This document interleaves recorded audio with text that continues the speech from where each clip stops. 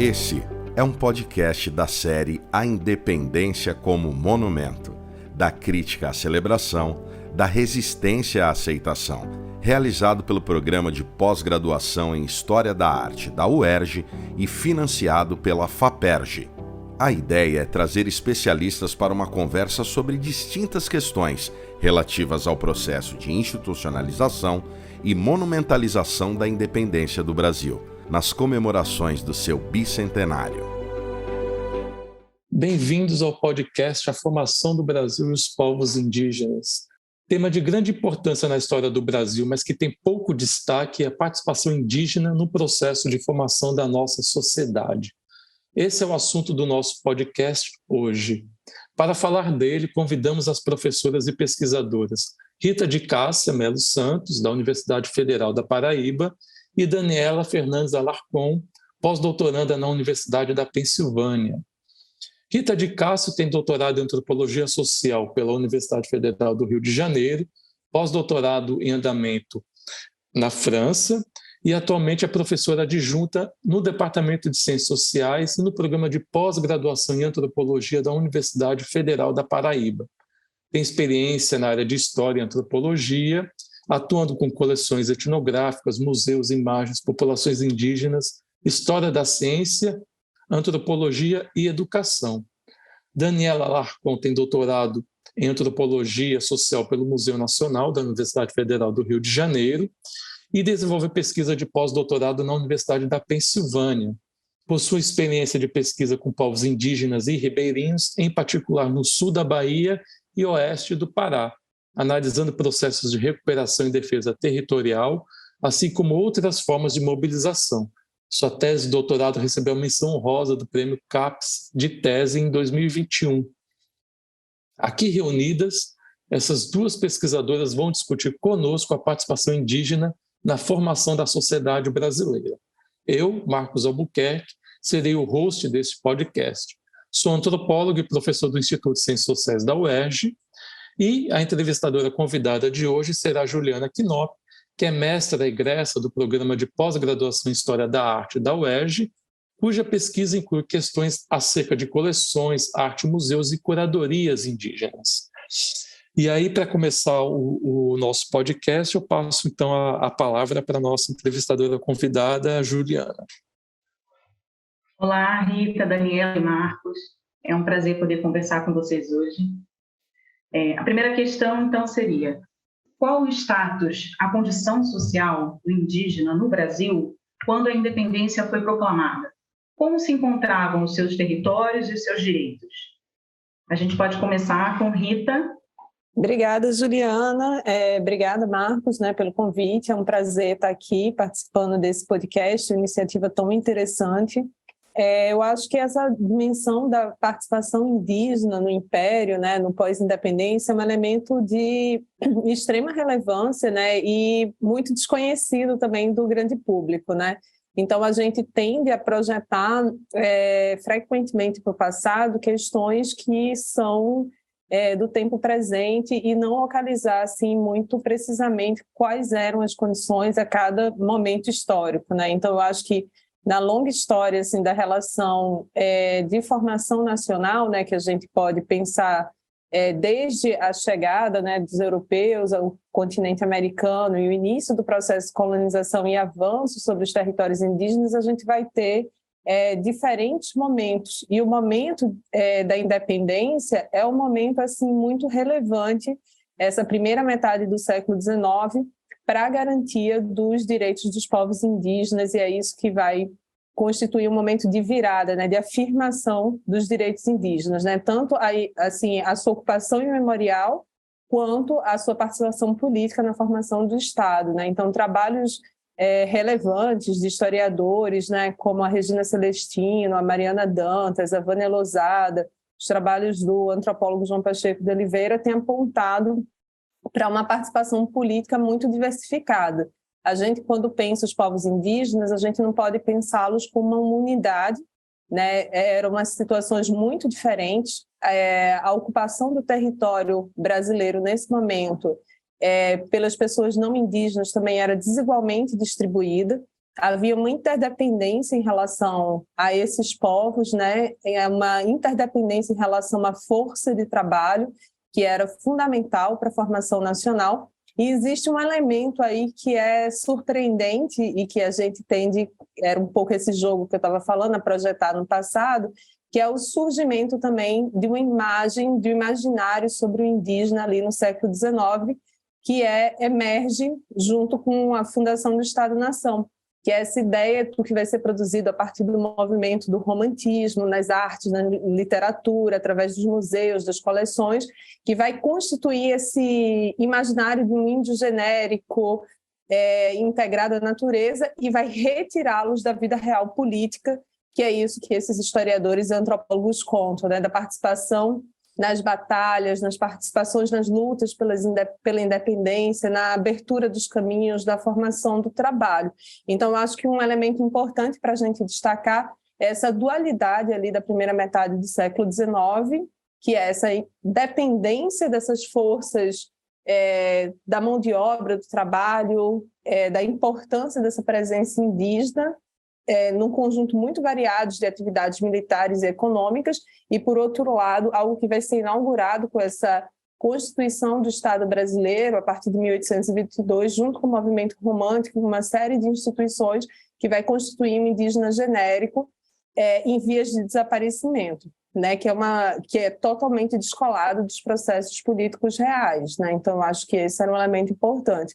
Penso que Daniela pode aportar, a partir da questão Tupinambá, no sul da Bahia, elementos significativos assim, para dar mais concretude a isso, esse tipo de movimento que eu estou falando. Obrigada, gostaria de agradecer o convite, cumprimentar Marcos, Juliana, Rita, é um prazer estar aqui com vocês. Então, avançando em relação a esse território com o qual eu tenho trabalhado mais diretamente, junto ao povo Tupinambá, no sul da Bahia, né? A Rita já apresentou aqui uma base bastante interessante para a gente pensar e talvez aportar aqui alguns elementos pegando justamente o que a Rita falou, né, de que as temporalidades e as especificidades de cada caso, às vezes é possível achar linhas comuns, mas existem também especificidades, né? Acho que vale a pena começar rapidamente recuando para o século XVIII, né? Porque ali no sul da Bahia havia sido estabelecido ainda no século XVII um aldeamento jesuítico que havia tratado, né, de tentar concentrar os indígenas numa vila, né, no aldeamento que depois se tornaria vila, e em 1758 a gente tem a instalação do Diretório dos Índios, do Diretório Pombalino, que vai estabelecer uma série de políticas visando a, entre aspas, civilização dos povos indígenas, né? Embora esse diretório ele tenha sido revogado ainda no século XVIII, oficiosamente ele fica em vigor até o século XIX, até meados do século XIX. Então, em 1822, quando da independência, na prática os indígenas ainda estão sendo regidos por esse diretório, que trata, né, de alguma maneira, de estabelecer uma série de imposições, né, casamentos interétnicos, uso da língua portuguesa, eliminação de práticas, né, que os indígenas adotavam em relação ao uso do território, às suas formas de organização familiar e sociais. Porém, como a Rita sinalizou, há sempre uma tendência a apagar a atuação dos indígenas, né? E o que a gente vê quando olha para a documentação referente a essa vila, né, de Olivença, que se constitui em cima do antigo aldeamento, é que os indígenas estavam o tempo todo resistindo e tentando atuar. Por exemplo, em 1798, eles denunciaram ao ouvidor abusos cometidos pelo diretor dos índios, por essa figura que administrava a vila. O tempo todo também os indígenas estavam tentando fazer parte da administração da vila, né, nos cargos eletivos. Então, que a gente vê essa tensão de uma tentativa, como Rita já sinalizou, de se apropriar das terras e da mão de obra indígena, mas, ao mesmo tempo, os indígenas resistindo para tentar, ainda que nesse espaço desigual e hierárquico, seguir atualizando as suas formas de vida. Bacana, Rita, Daniela. Dando continuidade ao que vocês já estão discutindo, né? A pergunta seguinte seria se houve alguma transformação da política nacional com relação à situação dos indígenas com a independência brasileira. Eu acho que tem um ponto, Juliana, que se liga nessa vinculação do Diretório dos Índios, né, que a Daniela citou agora há pouco, que é a emissão do documento por José Bonifácio, em 1823, que é o Apontamento para a Civilização dos Índios, né, que passa também a reforçar, digamos assim, alguns dos aspectos que era do diretório, né? Então, a dimensão do casamento interétnico, o incentivo, digamos assim, pensar essa dimensão sempre da transformação dos indígenas em população brasileira, né, como um elemento fundamental. Eu acho que essa grande virada, assim, em termos políticos, ela começa com esse documento do Bonifácio, que ele tem um corpo assim, um pouco maleável, né? Ele demora, assim, ele não tem uma estruturação efetiva, mas que depois vai ser criado, já no final, já quase no meados do século, a figura do diretor de índios, e essa, assim, passa a ser operante. E uma outra mudança, assim, fundamental que vai marcar de forma, assim, concreta a relação das populações indígenas com os territórios, a promulgação da Lei de Terras em 1850, né? Que pensava essa dimensão da extinção dos aldeamentos onde não houvesse mais populações indígenas. Esse documento é um documento, assim, fundamental dentro dos aspectos do direito territorial indígena, porque ele constitui, de fato, um processo de mudança em relação às terras dos aldeamentos. Então, esses aldeamentos que eles tinham se configurado assim como espaços dessa vida indígena, muitas vezes compartilhada entre diferentes povos indígenas, né, para onde confluíam, onde eram reduzidos diferentes povos indígenas ali antes desse período, e se tornava assim um dos espaços assim de vida coletiva, mesmo na diferença, né? Mesmo coexistindo diferentes povos indígenas. E a partir da promulgação da Lei de Terras, houve uma série de decretos que foi paulatinamente determinando a extinção dos aldeamentos nas diferentes partes do Brasil. E é interessante porque quando você vai, por exemplo, para o caso concreto, então, a partir lá do trabalho da Mariana Dantas sobre o aldeamento do Panema, você vai ver que dentro do âmbito da província é decretada a extinção, mas dentro do âmbito interno, quando a gente olha para as situações locais, essa população ela continua atuante, reivindicando seus direitos, fazendo mobilização. Elas vão sofrer um processo de desterritorialização, né, reterritorialização. Então os aldeamentos eles são repartidos, eles passam a ter a possibilidade de serem comercializados e eles são verdadeiros mapas sobre os quais você implanta uma grade e aí você loteia todo aquele território, né? Mas as populações elas vão manter ainda em certa medida os vínculos com aquele território e é o que vai possibilitar, né, mais à frente a reivindicação desses territórios, né? Então, eu acho que esse é um elemento, assim, se eu pudesse marcar, digamos assim, essa grande virada a partir de 1822, a ideia do apontamento para a civilização dos índios pelo José Bonifácio e a Lei de Terras em 1850 como dois grandes marcos, assim, desse primeiro momento de reestruturação do Estado brasileiro em relação aos direitos indígenas ali na primeira metade do século XIX. Sim, a questão das terras, né, é bastante central para todo o século XIX.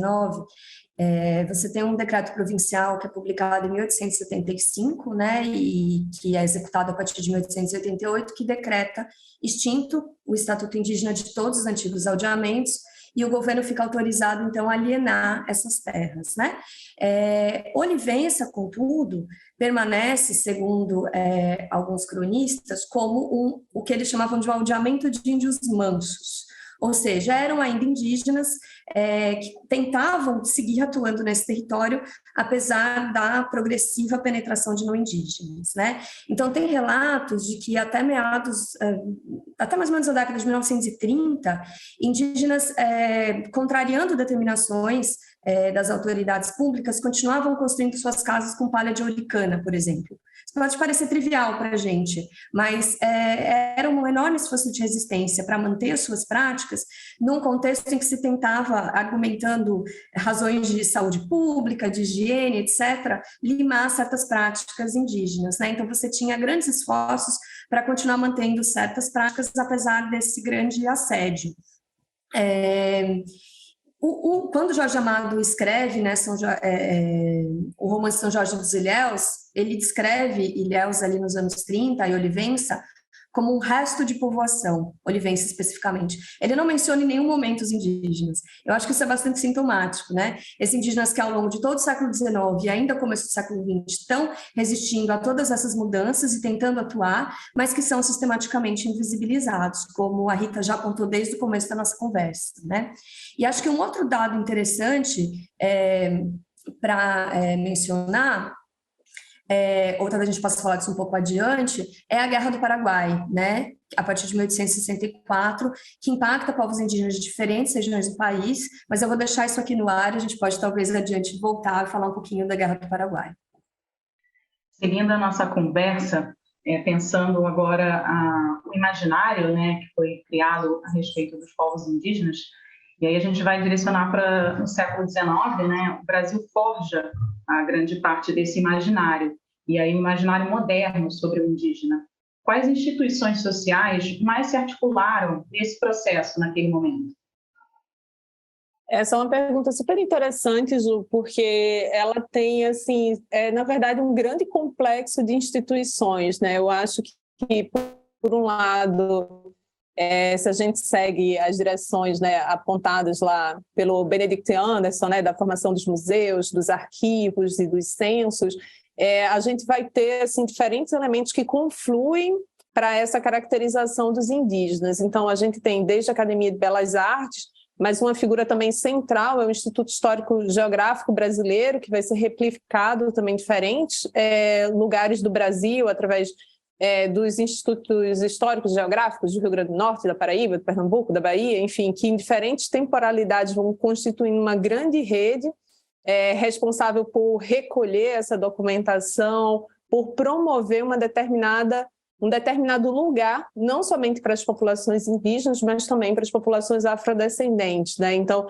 essas disputas de como deve ser escrita a história do Brasil, né? E que, no final, o Van Hagen vai propor um determinado modelo com a presença das populações indígenas e afrodescendentes, num lugar que hoje a gente vê como subalterno, mas que naquele momento constituía assim, uma certa inovação historiográfica, porque a gente estava pensando que essas populações, eles estavam propondo, né, que essas populações também fizessem parte da história. Então, existe uma tensão, e além disso, assim, além dessas instituições mais dedicadas à guarda de uma memória documental e a uma escrita oficial da história, né, como o Instituto Geográfico Brasileiro, e a qual se junta o Arquivo Nacional, a Biblioteca Nacional, a gente tinha um outro circuito que vai emergindo ali, que vai chegar mais forte no final do século XIX, que são os museus, né? Então, primeiramente, o Museu Nacional, situado no Rio de Janeiro, inaugurado ali com a chegada, né, da família real, e que vai se fortalecendo ao longo do século XIX, né? O Museu Nacional do final do século XIX não é o mesmo do início, então vai sendo compostas diferentes coleções, mas também o Museu Paulista, o Museu Paraense, Emílio Gueldi, em diferentes regiões, os jardins botânicos, que vão coproduzindo um grande circuito de representações sobre essas populações indígenas, né? E que, aí, no nível mais sutil também, todas as publicações dos naturalistas viajantes e esse conjunto de litografias, imagens, histórias que elas vão circulando de forma meio difusa e que elas vão consolidando também essa imagem, né? Então, é um grande movimento artístico, mas também político e institucional que vai formar um grande caldo ali no século XIX, e com a formalização do processo de escolarização a partir, num primeiro momento, do Colégio Pedro II, que depois vai ser replicado, né, em outros modelos educacionais, isso vai se tornando algo de grande alcance e que permanece por muitos e muitos anos e que chega às nossas gerações. Então, quando a gente vai, né, estudar história, quando a gente vai ler sobre os indígenas do Brasil na escola hoje, nós ainda encontramos ecos muito fortes desse momento. E é muito difícil romper isso, embora exista assim, um grande esforço, exista hoje um grande repertório que questiona e que analisa esses materiais desde uma perspectiva crítica, elaborados não somente por historiadores, mas por antropólogos, pessoas indígenas de diferentes ordens, de diferentes formações, diferentes povos, mas isso continua a ser reproduzido mesmo com a promulgação da Lei 11.645, né, a partir de 2008, que visava assim, questionar isso. Ainda assim, a gente já está aí há mais de 14 anos e isso ainda continua reverberando na formação das novas gerações, né?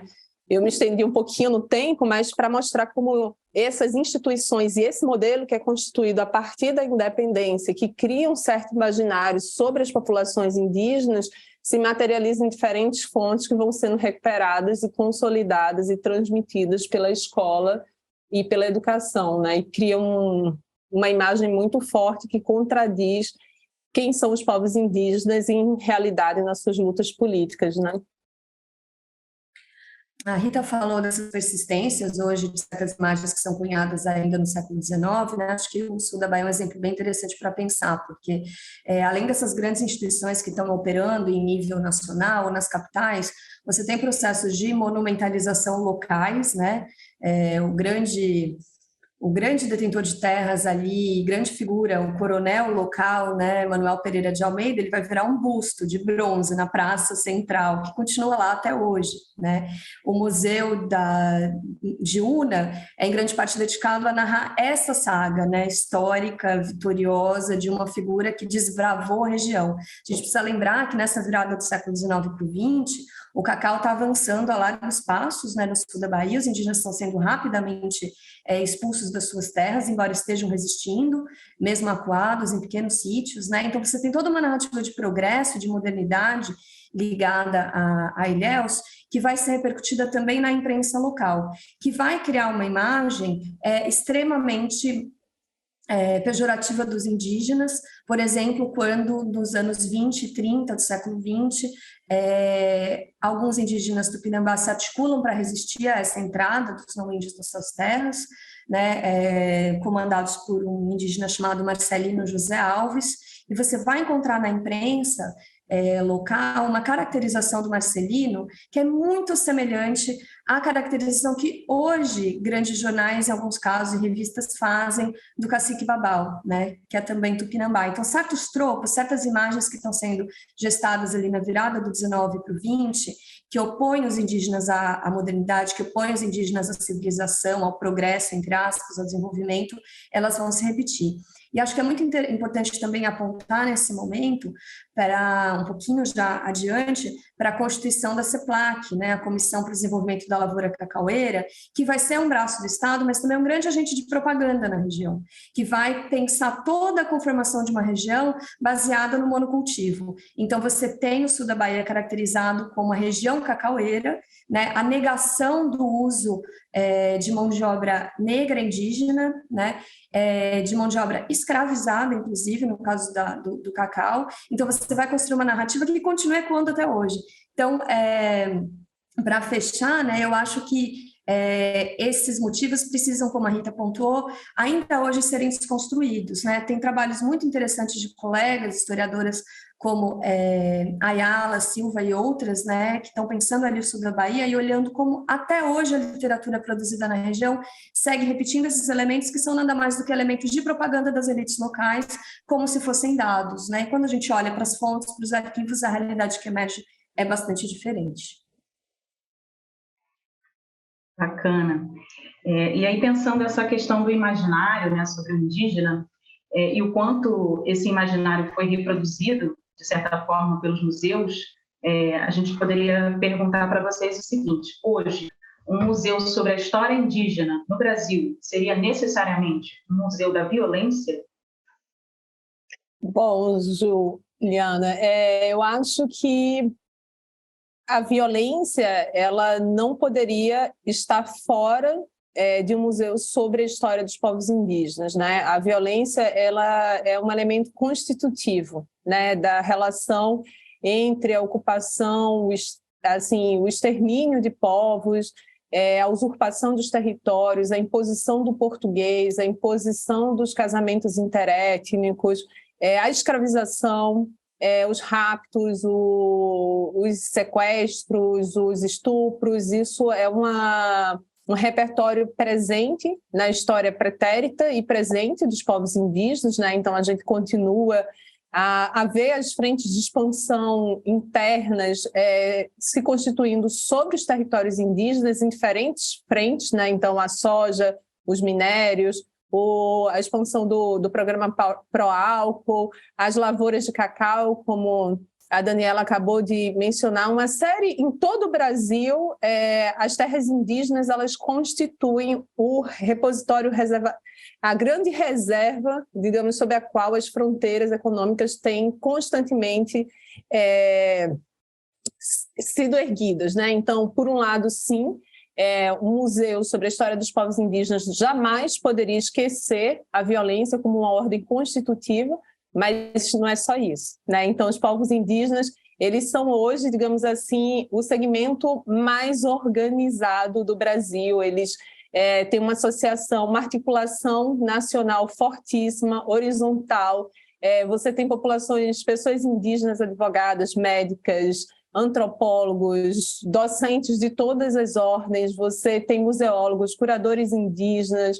É uma população que resiste e se reinventa bravamente, com muita beleza, com muito elemento de inspiração para nós, né? A despeito de tudo isso que eles vivem, eles continuam a pautar a luta política, a organização social, a constituir saídas ecologicamente corretas, socialmente coletivas para o mundo hoje, né? Então, eu acho que se a gente pensar diferentes experiências, né, eu tive o prazer de, ao longo de toda a minha formação, desde a graduação até o doutorado, trabalhar na formulação e realização da exposição Os Primeiros Brasileiros, que é uma exposição que pretende recontar a participação indígena na formação nacional, né? Hoje ela está online, situada na UFRJ, com curadoria do professor João Pacheco de Oliveira, que foi nosso orientador de tese, e o prazer de vivenciar esse momento de concepção, acompanhar esse momento de concepção e realização dessa exposição, para mim é um exemplo muito forte de como essas duas ordens podem coexistir.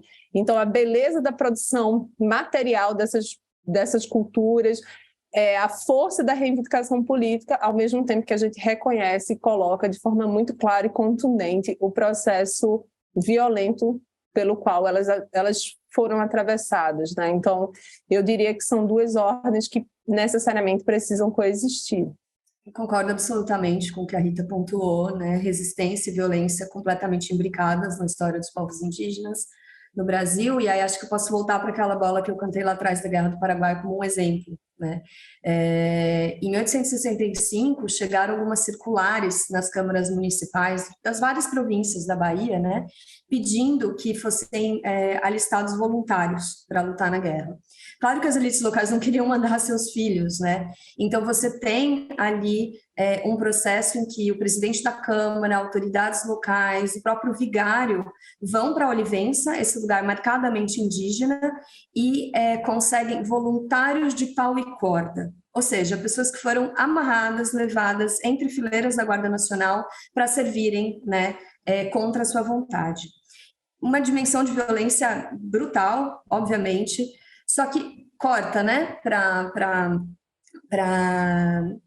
2004, 2003, por aí, quando os Tupinambá estão se reorganizando para pleitear do Estado brasileiro a demarcação das suas terras, E aí eles vão revisitar esse episódio da Guerra do Paraguai e falar de como eles receberam promessas na época da coroa de que as suas terras seriam demarcadas se eles lutassem na guerra. Então eles vão interpretar esse episódio a partir também da sua atuação, né? Uma promessa que nunca se cumpriu, mas que eles vão marcar esse binômio deles como protagonistas também nessa história, lutando para conseguir o seu território, negociando, pressionando, entrando na justiça. É muito pouco discutido, enfim, historiadores discutem isso bastante, mas o público em geral sabe muito pouco que em vários momentos os indígenas ingressaram em juízo, apresentaram processos diante de juízes absolutamente parciais, absolutamente ligados às elites locais, mas tentaram reverter processos de toma de terras também pela via judicial, pela via da acomodação, do confrontamento aberto, enfim. Então, quando a gente olha para essa história, é justamente esse binômio que a Rita também delineou aqui. E a Rita mencionou a exposição dos primeiros brasileiros, né? Acho que um outro exemplo interessante, talvez para a gente ter em mente, é o caso do Manto Tupinambá, né? Uma peça que esteve nessa exposição, que foi feita contemporaneamente pelos Tupinambá em 2006 para compor a exposição Os Primeiros Brasileiros, uma peça que escapou do incêndio do Museu Nacional em 2018, porque estava em Brasília, numa itinerância da exposição Os Primeiros Brasileiros, que conta aqueles mantos dos séculos 16 e 17 que foram tomados, né? Hoje só há 11 mantos coloniais sobreviventes no mundo que a gente saiba, todos em museus europeus. E os Tupinambá, por outro lado, nesse processo super vigoroso de reinterpretar esses mantos coloniais, de estabelecer diálogos com esses museus, né? Mês passado, o Glicéria Tupinambá estava na Dinamarca, convite do Museu Nacional da Dinamarca, para ver esses objetos e pensar outras formas de lidar com esses acervos coloniais, que são um testemunho da violência e da resistência, né? E Glicéria tem feito inúmeros mantos, a Rita falou aqui do papel dos curadores, pesquisadores indígenas, e enquanto a gente está aqui tendo essa conversa, aqui pertinho de mim, no Museu de Arte Moderna do Rio, tem lá um desses mantos contemporâneos expostos numa exposição que justamente reinterpreta a independência, né? A partir de outros prismas, de outras lentes. Então, acho que desculpa se eu me alonguei, mas a ideia é exatamente essa, né? A resistência esteve presente o tempo todo junto a essa carga enorme de violência e os indígenas continuam extremamente atuantes hoje. Essa história só pode ser compreendida se a gente olha nessas duas chaves. Obrigada, Daniela e Rita. Marcos, você gostaria de comentar as questões que a gente discutiu? Gostaria de acrescentar alguma coisa? Então, ouvindo vocês falarem, pensando no tema do nosso podcast, né, que é a formação do Brasil e os povos indígenas, é uma coisa que me parece que ficou evidente na nossa conversa, é a percepção de que essa diversidade toda, né, que faz parte, né, do período do contato e que segue adiante, né, nos primeiros séculos de formação da sociedade brasileira, né, ela vai aos poucos sendo destruída, sendo minimizada, né, entrando num processo de governabilidade, e toda essa grande riqueza, essa grande diversidade, ela claramente, né, a partir do processo da independência, né, do início do século XIX, ela vai se transformando, ela vai se invisibilizando, e tudo isso vai desaparecendo em nome de uma certa hegemonia, de um certo monolitismo, né, da imagem do índio na representação nacional, né? Então, a Rita lembrou bem do romantismo, formando uma imagem, né, de um bom selvagem, né, invisibilizando as lutas concretas, né, diárias, né, as lutas dentro do entorno da construção jurídica, né, do arcabouço do Estado brasileiro, e depois, né, a Daniela lembrou também, o modernismo nos anos 30, né, um pouco do Jorge Amado, né, com uma espécie de exemplo, mas os exemplos são inúmeros, né, da forma como, ao longo do século XX também, essa construção desse imaginário dos povos indígenas, ela continua sendo pensada de uma maneira monolítica, né, de uma ideia muito generalista sobre os povos indígenas, e a pouca presença dos povos indígenas junto ao aparelho do Estado, né, embora muitas vezes seja, né, criando demanda, seja criando pressão junto aos órgãos públicos, que certas modalidades, né, certas continuidades de formas de existência indígena foram possíveis.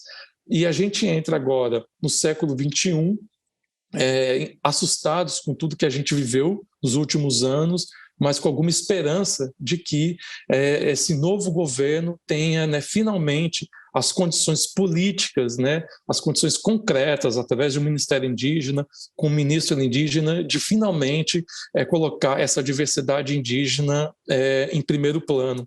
E finalmente, né, tentar, de uma maneira bastante concreta, bastante corajosa, dar conta, né, e conseguir sistematizar de uma maneira cada vez mais concreta, direta, a garantia dos territórios indígenas, que é uma luta, uma das mais importantes hoje, que é um marco, né? É uma chaga na história da formação nacional, é algo que o Estado brasileiro deve aos povos indígenas, aos quilombolas e às comunidades tradicionais brasileiras, né? Então, eu agradeço muito a vocês, né? A gente está chegando ao final do nosso podcast, né? Que é a formação do Brasil e os povos indígenas. Eu agradeço imensamente a presença da Daniela, da Rita. Agradeço muito a presença da Juliana, como nossa entrevistadora convidada, né? Agradeço vocês que nos ouviram.